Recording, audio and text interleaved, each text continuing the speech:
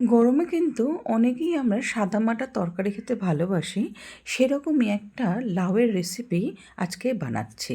আমি প্রথমে কড়াইটা একটু হালকা গরম করে তার মধ্যে কয়েকটা বড়ি অ্যাড করে দিলাম এবং শুকনো খোলায় খানিকক্ষণ ভেজে নিয়েছিলাম।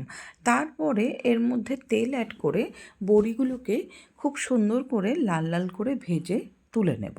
এরপরে সেম কড়াইতেই ফোড়নে দেব সর্ষে, সাজিরে আর নর্মাল জিরে। সাজিরেটা অপশনাল, যদি থাকে দেবে, না হলে দিতে হবে না। আর সাথে দিয়েছি তেজপাতা। ফোড়নের সুগন্ধ বেরোনোর সাথে সাথেই ডুমো ডুমো করে কেটে রাখা লাউটা এর মধ্যে অ্যাড করে দেবো।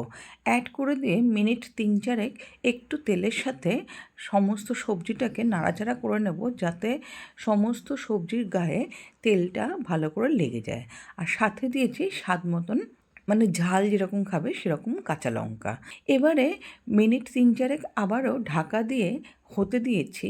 যখন একটু একটু মজতে শুরু করেছে তখন আমি এর মধ্যে স্বাদ মতো নুন অ্যাড করে দিয়েছিলাম, দিয়ে আবার ঢাকা দিয়ে দিয়েছিলাম। লাউটা কিন্তু সম্পূর্ণ সেদ্ধ হয়ে গেছে। এরপর আমি এর মধ্যে ভেঙে রাখা বড়িগুলোকে অ্যাড করে দেব, দিয়ে ২-৩ মিনিট নাড়াচাড়া করে এর মধ্যে অ্যাড করব অল্প একটু দুধ। দুধটাকে দিয়ে এবারে ২-৩ মিনিট নাড়াচাড়া করে এর মধ্যে অ্যাড করে দেব সামান্য একটু চিনি। যেহেতু এটা নিরামিষ রান্না, সেই জন্য এটায় চিনি দিতেই হবে। চিনিটা দেওয়ার পরে আমি আবারও ২-৩ মিনিট নাড়াচাড়া করে নেব। আর একেবারে লাস্টের দিকে ঘি অ্যাড করে এটাকে বন্ধ করে ঢাকা চাপা দিয়ে রেখে দেবো মিনিট ২-৩ মিনিট। তারপর এটা গরম ভাতের সাথে সার্ভ করব।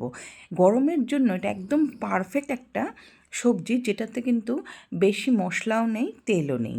অবশ্যই জানিও কেমন লাগলো। আজকের জন্য বিদায়।